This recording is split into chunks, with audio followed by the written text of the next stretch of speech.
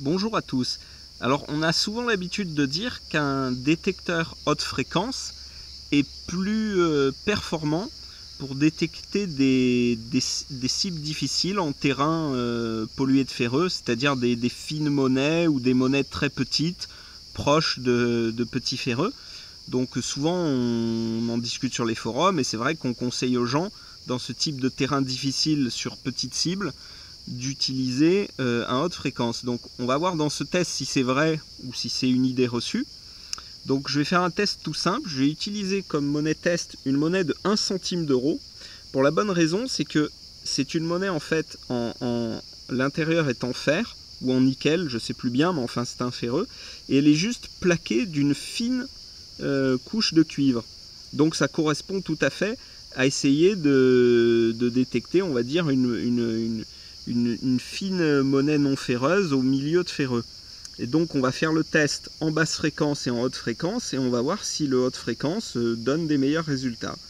Alors par avance, désolé pour le bruit des cigales, mais étant donné que je suis dans le sud-est et qu'on est au mois de juillet, je ne peux pas faire autrement. Donc on va commencer le test en utilisant le Deus en basse fréquence. Donc je vais vous montrer tous les réglages. Donc sensibilité à 90, fréquence 4 kg, donc la plus basse fréquence, volume fer à 0 pour la clarté du test, réactivité 2, ça on ne le changera pas. Hein. Discret, je l'ai mis sur 6 pour éliminer les petits ferreux. Qu'est-ce que je vous ai pas montré? Sensibilité c'est bon, fréquence 4 kg c'est le plus important, volume fer à 0. C'est parti. Donc sur la 1 centime d'euro,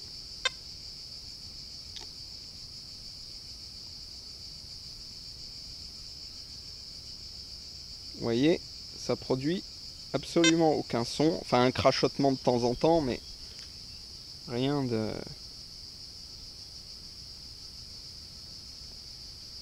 Je peux accélérer un peu les balayages, ralentir. Vous voyez, un crachotement de temps en temps. Donc maintenant on reste sur les mêmes réglages, sauf qu'on va, comme vous vous en doutez, augmenter la fréquence à 8 kg, voir si déjà ça change quelque chose.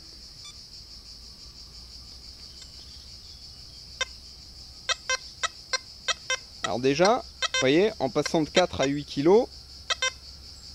on a déjà beaucoup plus de son.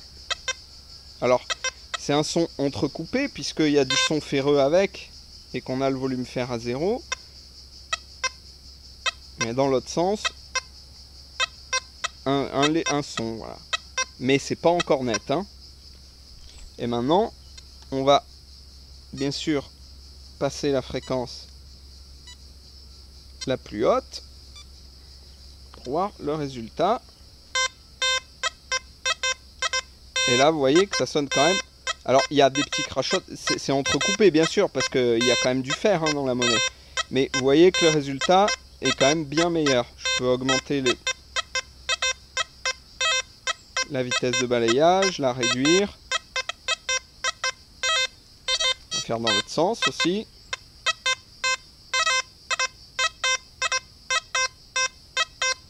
Voilà.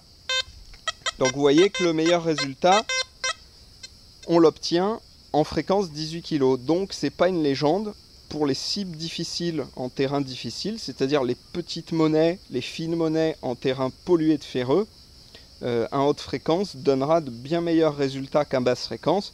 Donc encore une fois, c'est l'utilité d'avoir un détecteur à plusieurs fréquences. Voilà, donc vous pouvez faire le test par vous-même si vous avez un détecteur basse fréquence. Vous pouvez faire le test sur la monnaie de 1 centime d'euro et vous verrez que ça sonne pas ou alors très très mal comparé à un haute fréquence. Allez, à bientôt pour un nouveau test.